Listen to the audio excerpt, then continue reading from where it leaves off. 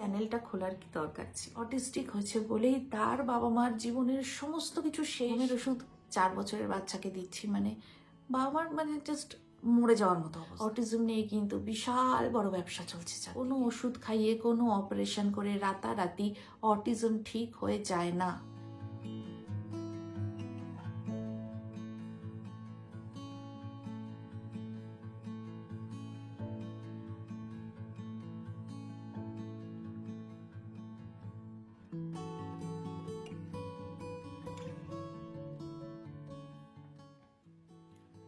Madly বাঙালি চ্যানেলে সবাইকে নমস্কার, সবাইকে ওয়েলকাম।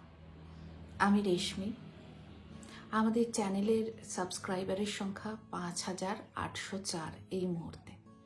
ভেবেছিলাম এই ভিডিওটা আরও খানিকটা এগোনোর পরে করব, কিন্তু এত মানুষ পটুকে ভালোবাসা দিচ্ছেন, ওর জন্য চিন্তা করছেন, ওর কথা মনে করে আমাদের মেল করছেন, আমাদের সাথে ফোনে যোগাযোগ করছেন এবং ওর চিকিৎসা পদ্ধতি বা ঠিক কি কি কারণে আজকে পটু কথা বলে না, 10 বছর বয়সী একটা বাচ্চা, এগুলো বোঝার চেষ্টা করছেন।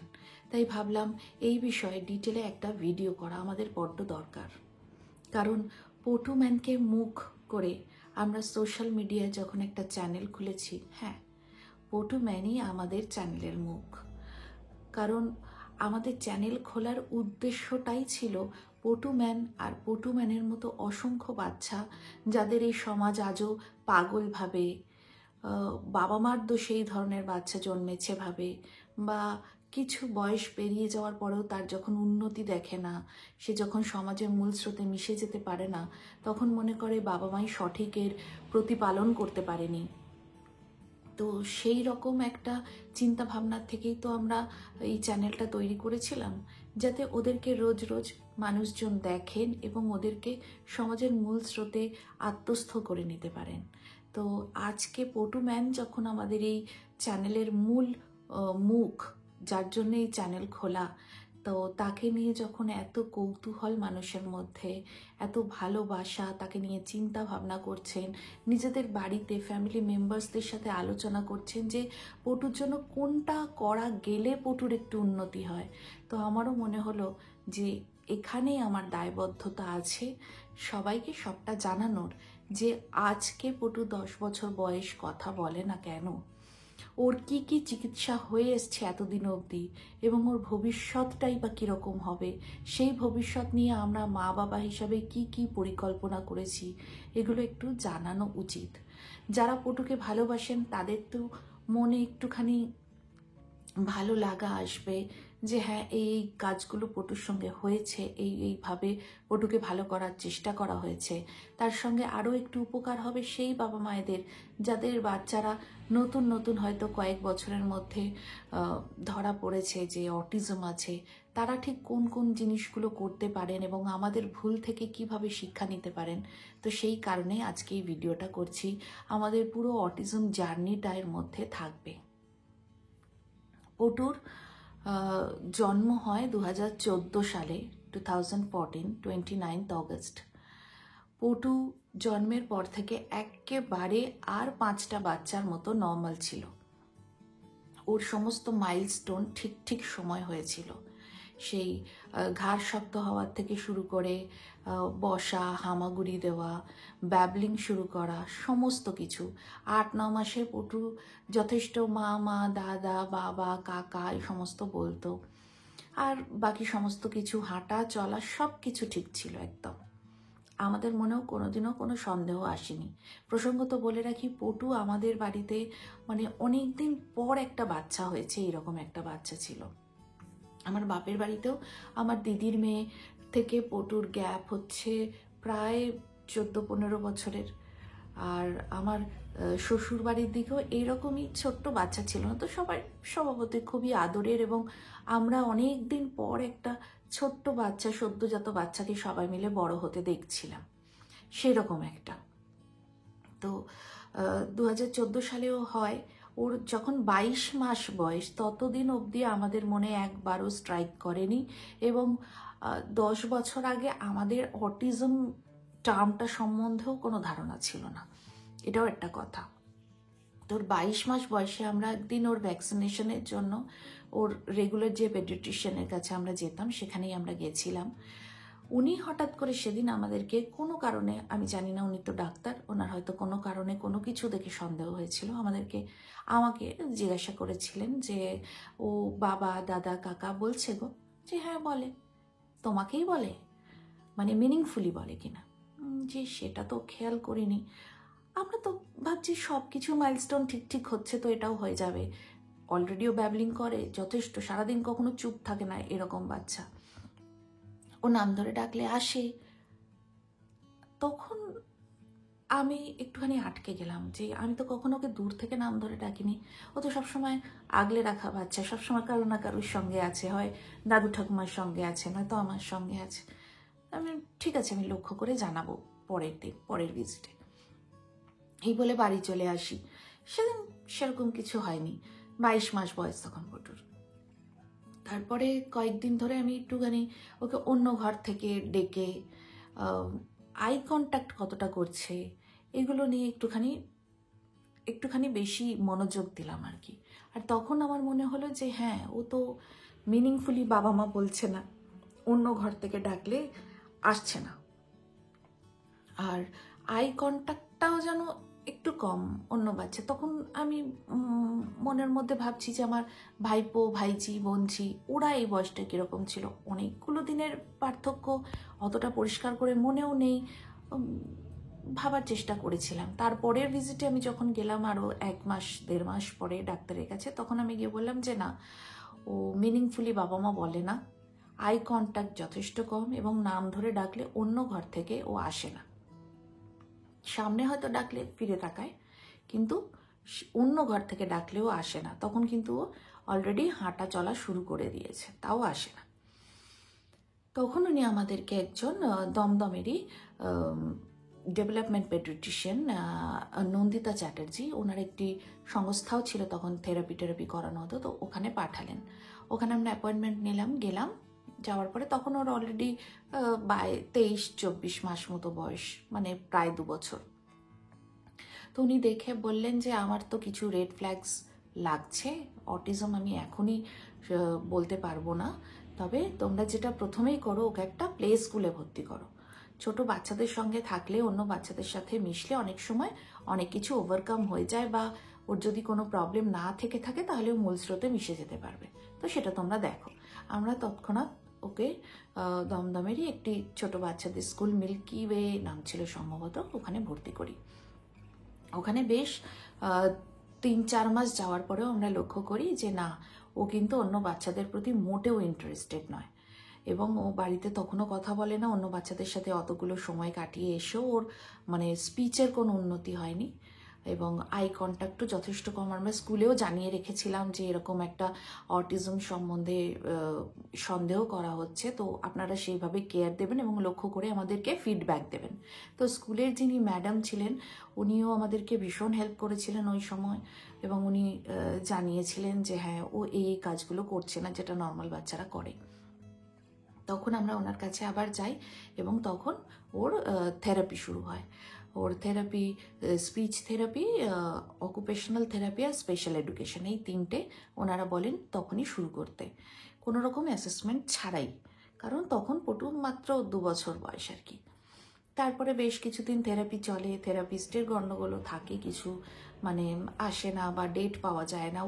ওই সেন্টারটা এত, মানে ওই অঞ্চলে সেন্টার ভীষণ কম, তো থেরাপির প্রচণ্ড একটা মানে চাহিদা ছিল, সেক্ষেত্রে আমরা অত ডেটও পেতাম না।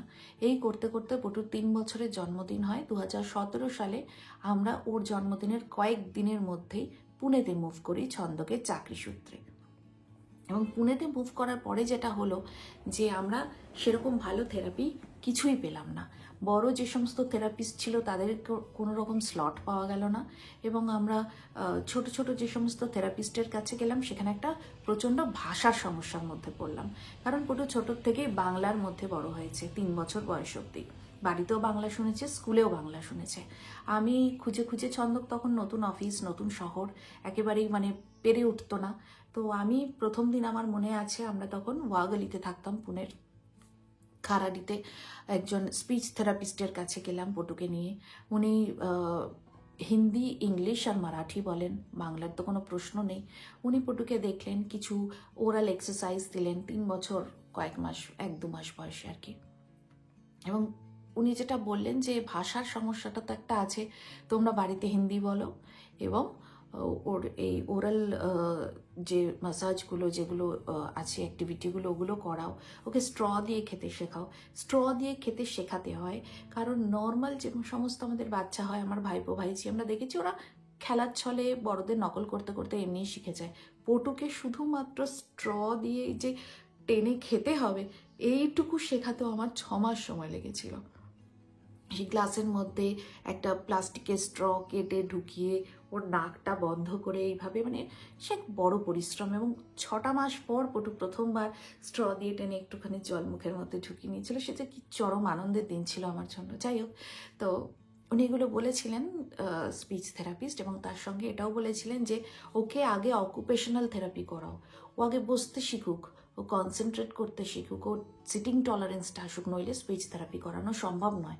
আমি এখন এখানে বন্ধ করছি, তোমরা 6 মাস 8 মাস ওকে অকুপেশনাল থেরাপি করিয়ে তারপরে আমার কাছে এসো। তখন অকুপেশনাল থেরাপিস্ট খুঁজতে লাগলাম, যা যা নাম ইন্টারনেট থেকে অন্য বন্ধু বান্ধবদের সাথে যোগাযোগ করে পেলাম যে পুনের বড় বড় অকুপেশনাল থেরাপিস্ট, তাদের কারোর ডেট পাওয়া যায়নি। উনি একজন খুব নাম করা অকুপেশনাল থেরাপিস্ট, এই মুহূর্তে আমার নামটা মনে নেই, উনি ওনার এক স্টুডেন্টের ফোন নাম্বার দিয়েছিলেন হাডাপসারে। আমি নিয়ে যেতাম পটুকে হাডাপসারে। মেয়েটি মানে নতুন নতুন শিখেছে, পাশ করে বেরিয়েছে, যথেষ্ট করতো, অনেক কিছু শিখেও ছিল পটু ওর কাছ থেকে, এবং আমি অনেক কিছু শিখেছিলাম ওর কাছ থেকে। এইভাবে চলেছিল, কিন্তু তারপরেও ওই মানে স্পিচের ব্যাপারে কোনো উন্নতি হয়নি। এবং প্রসঙ্গত এখানে একটা কথা বলতেই হয় যে যদি কোনো বাচ্চা অটিজম থাকে এবং সে কথা না বলে, তার থেকেও অনেক বড় বড় সমস্যা থাকে। স্পিচ আসাটাই সমস্ত যুদ্ধ জিতে যাওয়া নয়, স্পিচের বাইরেও অনেকটা বড় যুদ্ধ থাকে। এরকম আমার বন্ধু বান্ধব, আমাদের চেনাশোনা লোকজন যার বাচ্চার অটিজম আছে, স্পিচও আছে, তাদেরও কিন্তু যুদ্ধটা কম কষ্টের নয়, তাদেরও অনেক বড় কষ্ট থাকে, অনেক বড় যুদ্ধ থাকে। হ্যাঁ, স্পিচ অবশ্যই একটা বড় ব্যাপার, অন্তত যদিও মিনিংফুলি স্পিচ আসে, সেটাও আসে না অনেকের। কারোর ইকোলেলিয়া টাইপের থাকে, মানে আপনি যেটা বলবেন ও সেটাই রিপিট করছে, বা কেউ নিজের নিডটা ফুলফিল মানে পুরো বোঝাতে পারে না। মানে পেটে ব্যথা করছে, হ্যাঁ পেটে ব্যথা করছে, মাথায় ব্যথা করছে, হ্যাঁ মাথায় ব্যথা করছে, আপনি বুঝতেই পারবেন না যে কোনটা সত্যি আর কোনটা এমনিই বলছে, কিন্তু ও কেঁদে যাচ্ছে। এরকম স্পিচও আসে এই ধরনের বাচ্চাদের। তো যাই হোক, কিন্তু স্পিচের মানে গুরুত্ব তো অস্বীকার করা যায় না, স্পিচের গুরুত্ব থাকে। এবং আমরা প্রত্যেকটা বাচ্চার বাবা মা যারা এরকম নন ভার্বাল, তারা প্রথম থেকে শেষ অবধি একটাই কথা বলে আসি যে কোনোভাবে স্পিচটা আসুক। স্পিচটা আসাটা মানে হাফ যুদ্ধ জিতে যাওয়ার মতো। তো যাই হোক না কেন, তো তারপরে আমরা ওখানে লীনা শ্রীবাস্তবকে দেখাই, কারণ পটুর তখন একটা চরম ঘুমের সমস্যা তৈরি হয়েছিল। অটিজমের সাথে ঘুম খুব রিলেটেড, অটিজমের সাথে পেটের নানা ধরনের সমস্যা রিলেটেড। তো আমরা লীনা শ্রীবাস্তবকে কন্ট্যাক্ট করি, উনি ডেভেলপমেন্ট পেডিয়াট্রিশিয়ান। ওনাকে দেখিয়ে তখন পটুকে ওষুধপত্র শুরু করতে হয়। ওষুধপত্র মানে একটা ওষুধ যেটা ও এখনও খায়, লীনা শ্রীবাস্তবের রেকমেন্ড করা, যাতে ওর হাইপার অ্যাক্টিভিটি কম হয়, ও একটুখানি কনসেন্ট্রেট করতে পারে, সেটা খুব মাইল্ড ডোজের। এবং একটি ঘুমের ওষুধ 4 বছরের বাচ্চাকে দিচ্ছি, মানে বাবার মানে জাস্ট মরে যাওয়ার মতো অবস্থা। যে দিচ্ছি একটা ভয়, দেব, এই ডিসিশনটা নেওয়া একটা বড় ব্যাপার, এবং বাচ্চাটা ঘুমিয়ে পড়ার পরে বা আমার মনের কি অবস্থা হতে পারে আমি জানি, সবাই বুঝতে পারছেন আপনারা। তো সেসব চলছে, উনি আমাদেরকে ভারতী হসপিটালের কথা বলেন, কারণ আমরা কোথাও ভালো থেরাপি পাচ্ছিলাম না, এবং যা পাচ্ছিলাম প্রচণ্ড এক্সপেন্সিভ। একটা মানে ভিন রাজ্যে থেকে একজনের ইনকামের উপরে চালানো খুব মুশকিল হয়ে যায়। তো যাই হোক, আমরা তখন ভারতী হসপিটালে যেতাম, মানে ওয়াগলি থেকে ভারতী হসপিটাল আপনারা যদি গুগল করেন দেখবেন কতটা ডিস্টেন্স হয়। আমরা সারাটা দিন মানে আমি আর পটু যেতাম, ছন্দকের তো অবভিয়াসলি অফিস থাকতো, মানে ভাই সেই সকালবেলা 7টার মধ্যে রান্না বান্না করে পটুকে রেডি করে, অনেকদিন পটু ঘুমাতো, কোলের মধ্যে নিয়ে অটোয় উঠে বসতাম। মানে অটোতে 400 টাকা ভাড়া লাগতো 2018 সালে।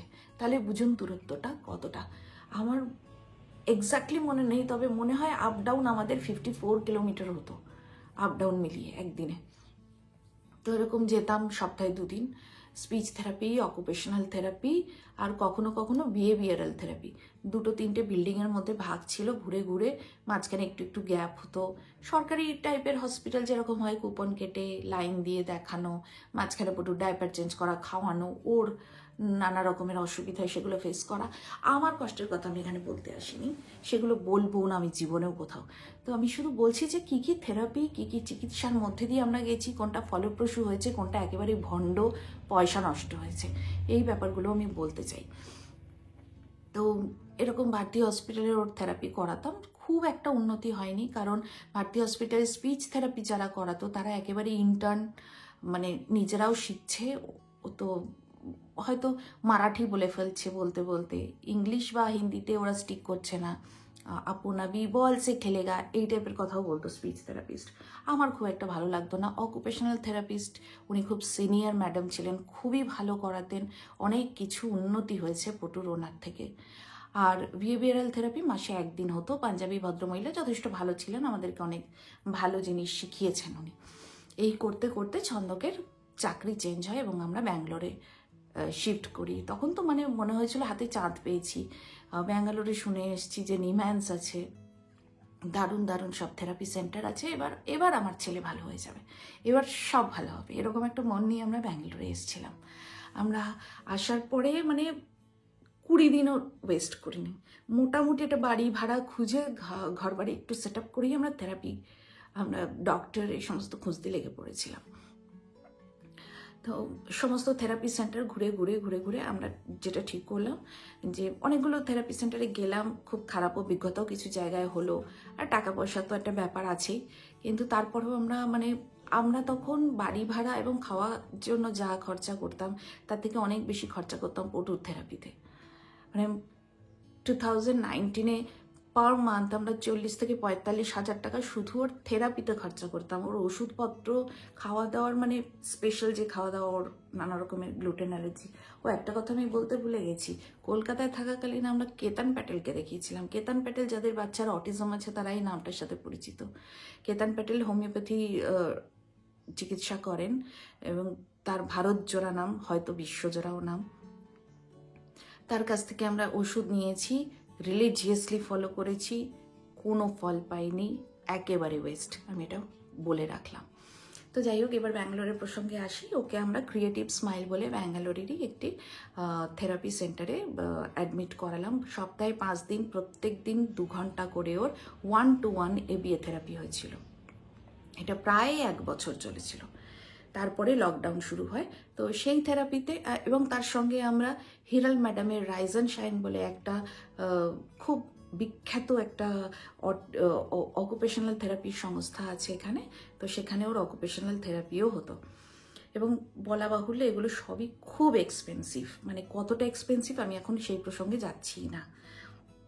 এবং এগুলো আমি বলছি 5-6 বছর আগের ঘটনা, তখনকার দিনে এগুলো কতটা এক্সপেন্সিভ ছিল আপনারা ভাবতেও পারবেন না, যাদের এই ধরনের আইডিয়া নেই চিকিৎসা সম্বন্ধে। তারপরে লকডাউন শুরু হয়। তো লকডাউনে যেটা করলাম, আমি প্রথমে অনলাইন কোথায় কোথায় কী থেরাপি হয় এই সমস্ত খুঁজতে শুরু করলাম। এবং আমাদের বাচ্চাগুলোর যে প্রবলেমটা হয়, অনলাইন জিনিসে ওরা একেবারেই মানে সেইভাবে মানে শিখতে পারে না। তখন ওই মায়েদেরকেও সঙ্গে নিয়ে শেখানো, মানে মেনলি ব্যাপারটা মায়ের ওপরেই হয় থেরাপিটা, মা বাচ্চাকে শেখায়, এই টাইপের হয় ব্যাপারটা। তো তখন তো লকডাউনে আমাদের কোনোই উপায় নেই, এবং মানে আদৌ কবে ঠিক হবে, কিছু হবে কিনা জানি না। ওর বয়সটা অনেকটা নষ্ট হয়ে গেছে এই লকডাউনে।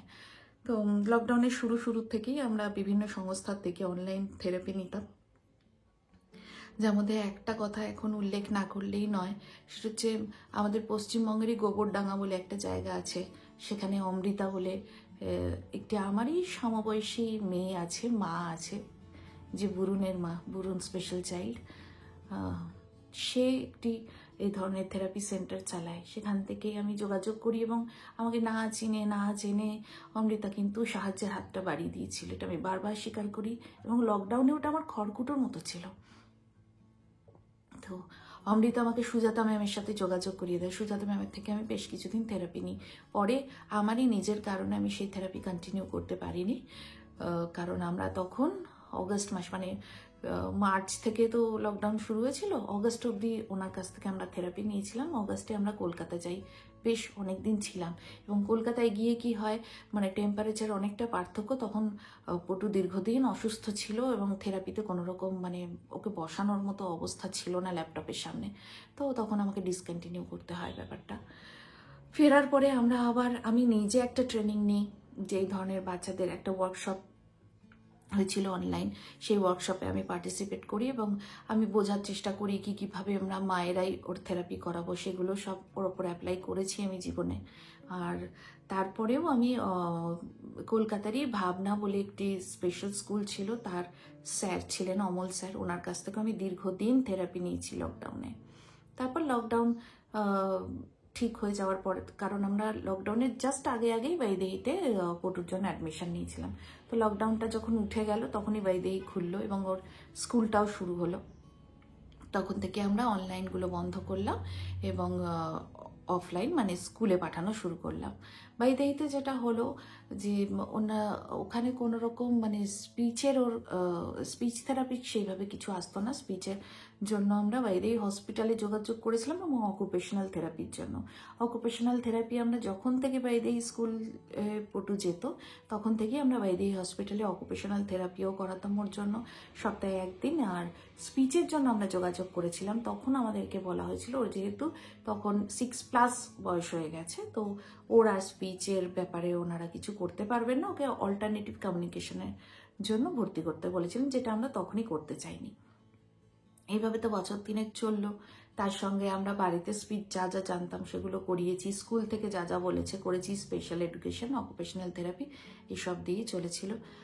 আর এর মাঝখানে আমরা যেটা করেছিলাম, ব্যাঙ্গালোরেরই একজন ডক্টর আছেন শিল্পা রাও বলে, ওনার ছেলেও অটিস্টিক, তো উনি বায়োমেডিসিন প্র্যাকটিস করেন। ওনাকে দেখিয়ে আমরা ইউএসএ থেকে কাস্টম ডিউটি দিয়ে প্রচুর ওষুধ আনিয়েছি এবং দীর্ঘদিন পটুকে খাইয়েছি, তাতে কোনো উপকার হয়নি। এছাড়া আমরা মুম্বাইতে অনিল ভাগনালি বলে একজনের কাছ থেকে মানে আমরা ভিজিট করেছি 2বার। মালাডে বোধহয় ওনার ক্লিনিকটা ছিল সম্ভবত, অনেকদিন আগে তো সেখান থেকেও আমরা মানে 20,000 টাকার ওষুধ 6 মাস চলবে এইভাবে ওষুধ নিয়ে আসতাম, সেটা 6 মাস চলতো না এবং অত্যন্ত খারাপ মানে আমাদের এক্সপিরিয়েন্স ওনার সঙ্গে, আর কোনো রকম উপকারও হয়নি। তো আমি কি বললাম, আমরা বায়োমেডিসিন করিয়েছি, কোনো উপকার পাইনি। আমরা হোমিওপ্যাথি করিয়েছি 2জন নামজাদা ডক্টরের থেকে, মুম্বাই এবং গুজরাটের, কেতন প্যাটেল, অনিল ভাগনালি, কোনো উপকার পাইনি। তো মোদ্দা ব্যাপার হচ্ছে আজ অবধি পটুর জন্য যা করেছি, যেখানে বলেছি ছুটে গেছি, সমস্ত কিছু একজন বাবা মার সন্তানকে নিয়ে টানাপোড়েন হলে যেগুলো করে থাকেন সবটা করেছি আর কি। তো তাতে আমরা যতটুকু বুঝেছি যে কোনো রকম ওষুধ খাইয়ে কিন্তু অটিজম ঠিক হয় না, কোনো রকম থেরাপি করিয়ে কিন্তু একেবারে 100% কিওর হয়ে যায় না, ওদের কিছু না কিছু প্রবলেম থেকে যায়, কিন্তু ওরা সমাজের মূলস্রোতে মিশেও যেতে পারে। এবার পটু কেন পারছে না, এটা প্রশ্ন আসতে পারে। কারণ অটিজমের না অনেকগুলো ভাগ আছে, অনেকগুলো স্তর আছে, সবার বাচ্চার প্রবলেম একরকম হয় না। কেউ হয়তো নর্মাল স্কুলে যায়, কথা বলে, কেউ হয়তো কথাও বলে না, আপনার চোখের দিকেও তাকাবে না, মানে কোনো রকম কন্ট্যাক্ট থাকবে না, সে একেবারে বিচ্ছিন্ন। আবার কেউ হয় পটুর মতো মাঝামাঝি, হয়তো কথাটা বলছে না কিন্তু আই কন্ট্যাক্ট করছে, ওর নিডগুলো বোঝাচ্ছে, হাসছে, খেলছে, মানে জেস্চার দিয়ে আপনার সঙ্গে কমিউনিকেট করছে, এইরকম মানে অনেকগুলো ভাগ হয়। তো আমরা বলতে পারি না যে এইটা করলে ওর ভালো হতো বা এটা করা হয়নি বলে তোমরা ভালো বাবা মা বলে করেছো বলে ও ভালো হয়েছে, বা ওরা খারাপ বাবা মা বলে ওদের সন্তানটা ভালো জায়গায় যায়নি। বলা যায় না। এরকম অনেক বাচ্চা হয় অটিস্টিক যারা গান করে, অপূর্ব সুন্দর গান করে। আপনার সারেগামাপাতেই সম্ভবত কার্তিককে দেখেছিলাম, অটিস্টিক, দারুণ গান করে, কিন্তু ওর কথা বলার সমস্যা আছে, কিন্তু ওর বেসিক নিড বোঝাতে পারে না।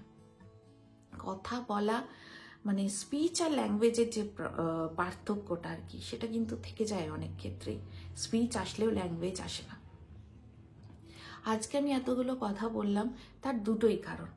যারা পটুকে ভালোবাসেন তাদের সবটা জানার অধিকার আছে যে পটুক সম্বন্ধে আমরা কি কি চিকিৎসা করিয়েছি না করিয়েছি। এবং আরও বললাম, যারা আমার মতো বাবা মা নতুন এই জার্নিটা যাদের শুরু হয়েছে, তারা অন্তত আমাদের মতো ঠকবেন না, যে যেখানে বলবে যত খুশি টাকা সেই মানে জীবনের শেষ সম্বলটা পর্যন্ত একেবারে বিকিয়ে দিলেন, করবেন না, একেবারে করবেন না। কোনো ওষুধ খাইয়ে কোনো অপারেশন করে রাতারাতি অটিজম ঠিক হয়ে যায় না। এটা আমি একজন ভুক্তভোগী মা হিসাবে আপনাদেরকে বলছি, ঠকবেন না। অটিজম নিয়ে কিন্তু বিশাল বড় ব্যবসা চলছে চারদিকে, একেবারে ঠকবেন না। ভালো থেরাপি এবং নিজে শিখে থেরাপি, এর ছাড়া আর কোনো গতি নেই আমাদের। আমাদের বাচ্চারা একদিন নিজেদের মতো ঠিক তৈরি হবে, এই আশাটা মনে রাখবেন। কোনো অন্য বাচ্চার সাথে তুলনা করবেন না, এবং থেরাপি ছাড়া আর কোনো গতি নেই। এবার একটা প্রসঙ্গে আসি, সেটা হচ্ছে এই চ্যানেলটা খোলার কি দরকার ছিল।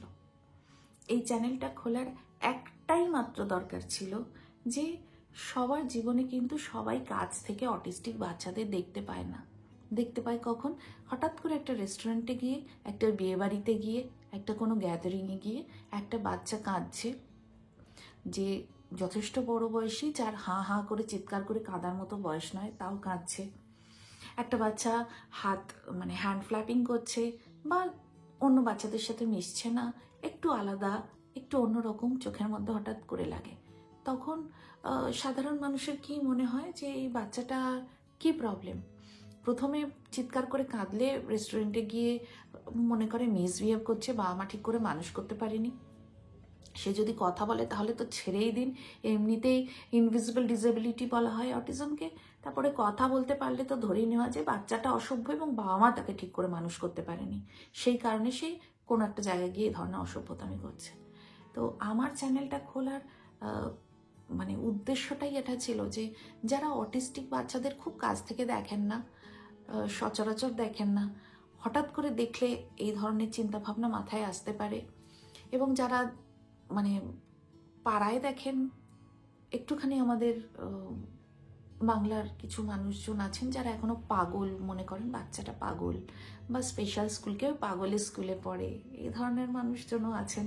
তো তাদের কান অবধি চোখ অবধি পৌঁছে পৌঁছে যদি একটুখানি ব্যাপারটা ধাতস্থ হয়, আমরাও সমাজের অঙ্গ, আমরাও বেঁচে থাকি, আমরাও এই দুটো হাত দুটো পা নিয়ে আছি, আমাদের মন আছে, মাথা আছে। আর একটা বাচ্চা অটিস্টিক হয়েছে বলেই তার বাবা মার জীবনের সমস্ত কিছু শেষ, এই ধারণাটাও যাতে ভাঙতে পারি, এই সমস্ত কারণেই এই চ্যানেলটা খোলা। তাতে আমরা মিত্র ক্যাফে কেন দেখাই, বাংলার মিষ্টির দোকান কেন দেখাই? কারণ রিচ বাড়ানোর জন্য। এই রিচটা যদি বাড়ে, আপনি যদি আমার ভিডিওটা আজকে দেখে মনে করেন যে হ্যাঁ সাবস্ক্রাইব করা উচিত, শেয়ার করা উচিত, তাহলে এটা আরও দুটো মানুষের কাছে পৌঁছাবে। তাহলে কি হবে? পটু ম্যান আরও দুটো ঘরে পৌঁছাবে, সেখান থেকে আরও দুটো মানুষ দেখবে পটুকে। ও আচ্ছা, এই বাচ্চাগুলো তাহলে পাগল নয়, আচ্ছা এদের বোধ আছে, আচ্ছা এরাও পড়াশোনা করে, এইরকম একটা ধারণা তৈরি হবে। এবং এরকম তো হবে একদিন যেদিন আমি থাকবো না, ছন্দক থাকবে না, সেদিন কিন্তু পটু থাকবে। মানে আশা করা যায় প্রকৃতির নিয়মে পটু আমাদের থেকে বেশি দিন থাকবে পৃথিবীতে। তো তখন ও যদি ইন্ডিপেন্ডেন্ট হয়েও যায়, তাহলেও ও একটা দোকানে গেলে, একটা জিনিস কিনতে গেলে ওকে দেখে মানুষ বুঝবে যে হ্যাঁ ও একটু আলাদা। তো তখন যাতে ওকে মানে সবাই অ্যাকসেপ্ট করে নিতে পারে, সেই প্ল্যাটফর্মটা আমরা মা বাবা হিসাবে এখন থেকে তৈরি করছি। আজকাল তো দেখি যে ইউটিউবে মানে ঘর বাড়ি সাজানো সমস্ত কিছু, আজকে খাচ্ছি, আজকে ঘুরতে যাচ্ছি, সকালে উঠলাম, এই ধরনের ভিডিও মানুষজন দেখেন। তো সেই কারণেই ইউটিউবের কথা চিন্তা ভাবনা করা। যে ইউটিউবের কোথাও না কোথাও থেকে কোনো না কোনো মানুষের চোখে ঠিক পড়বেন, যেটা আমি ঘরে বসে করতে পারবো না। হ্যাঁ, আমার মতো বাবা মায়েরা অনেক আছেন যাদের স্পেশাল চাইল্ড এবং তারা লড়ছেন, সমাজে নানাভাবে লড়ছেন। আমি তো ঘরের বাইরে বেরিয়ে পটুকে রেখে সেইভাবে লড়তে পারবো না। আমি ঘরের মধ্যে থেকে আমার জীবনের মধ্যে দিয়ে যতটা পারবো পটুদের কথা, পটুর মতো অন্যান্য বাচ্চাদের কথা সমাজের কাছে তুলে ধরবো। যদি মনে হয় এটা দেখা উচিত, রান্না বান্না, ঘর সংসার এই সবের মাঝখানে একটু পটুর গল্প এইভাবে বলার চেষ্টা করি, যাতে কেউ না বলেন যে হ্যাঁ স্পেশাল বাচ্চাকে দেখে কন্টেন্ট ক্রিয়েট করছে, মানুষজনকে বলছে সাবস্ক্রাইব করতে, তারপরে তার কন্টেন্ট আর কিছুই নেই। সেই কারণে আমি হাজারটা জিনিস দেখানোর চেষ্টা করি, আর তার সাথে একটু মনের কথা আপনাদের সাথে শেয়ার করি। যদি আপনাদের ভালো লাগে আর মনে হয় যে হ্যাঁ পটুর কথা বাংলার প্রত্যেকটা ঘরে ঘরে পৌঁছানো উচিত, পটু শুধু নয়, পটুর মতো মানুষদের কথা, পটুর মতো বাচ্চাদের কথা, আজ যারা বাচ্চা কালকেই তো তারা বড় হবে। তো আপনার সন্তান যদি বড় হওয়ার সঙ্গে সঙ্গে পটুকে দেখতে দেখতে বড় হয়, তাহলে কিন্তু পটু বড় হওয়ার পরে ও কাঁধে এসে হাতটা রাখতে পারবে, তাই না? তো সেই কারণেই আমি এই চ্যানেলটা তৈরি করেছি। আজকাল তো দেখি ইউটিউবে মানে কেউ একজন খুব বড় জায়গাটা পৌঁছে গেছেন, তো তার চেনাশোনা লোকেরাও রাতারাতি 50,000, 60,000, 1 লাখ সাবস্ক্রাইবার তাদের হয়ে যায়। তো আমার একটুখানি সৎ প্রয়াস আছে। হয়তো আপনাদের অতটা এন্টারটেইন করতে পারি না যতটা ওনারা পারেন, তবু আমি চেষ্টা করছি আমার মতো করে কন্টেন্ট ক্রিয়েট করার। শুধু পটুকে দেখাই না, কিন্তু পটু থাকে, আর পটুর যুদ্ধটা, আমাদের লড়াইটা থাকে। তো যদি মনে হয় যে হ্যাঁ এটার মূল্য আছে, একটুখানি সবার মধ্যে পৌঁছে দেওয়া উচিত, তাহলে একটু সাপোর্ট করবেন আমাদেরকে। আরেকটা কথা এখানে না জানালেই নয়, সেটা হচ্ছে যে পটুর সংক্রান্ত কিছু ভিডিওতে আমরা কিন্তু মনিটাইজেশনও অফ করে রাখি। মানে পয়সা ইনকাম করাটাই আমাদের উদ্দেশ্য নয়, আমাদের মানুষের কাছে পৌঁছানোটাই উদ্দেশ্য। এটা আমাদের ব্রেড বাটার নয়। আমাদের তো জীবনে সেরকম ভবিষ্যৎ চিন্তা কিছু নেই, পটুর মতো কিছু রেখে গেলেই হবে, তাই অগাধ টাকা পয়সার প্রতি আমাদের লোভ নেই। নিজের মাথার উপরে নিজের একটা ছাদ আছে, চন্দকের যা ইনকাম আছে আমাদের 3 জনের হেসে খেলে চলে যাবে। আর শুধু পয়সার জন্য আমরা পটুকে ক্যামেরার সামনে এনে ভিডিওগুলো করি না। ওকে যাই হোক, সেন্সিবল মানুষ হলে, মন থাকলে একটুখানি ভেবে দেখবেন ব্যাপারটা। এর থেকে বেশি আর কিছু বলতে পারছি না। আজকের মতো আসি। আরও যদি কোনো প্রশ্ন থাকে যারা পটুকে ভালোবাসেন তাদের, এবং যারা পটুকে আজকে প্রথমবার জানলেন তাদের, তাহলে অবশ্যই জানাবেন, আমি সাধ্যমতো উত্তর দেওয়ার চেষ্টা করব। যাই হোক, মোটামুটি হয়তো বলতে পারলাম। আজকের ভিডিওটা এখানেই শেষ করি। দেখা হবে আমাদের 8 পৌরে গল্পে, পটুম্যানের গল্পে, নতুন নতুন দিনের সুন্দর সুন্দর গল্পে। আজকের মতো আসি, কেমন? নমস্কার।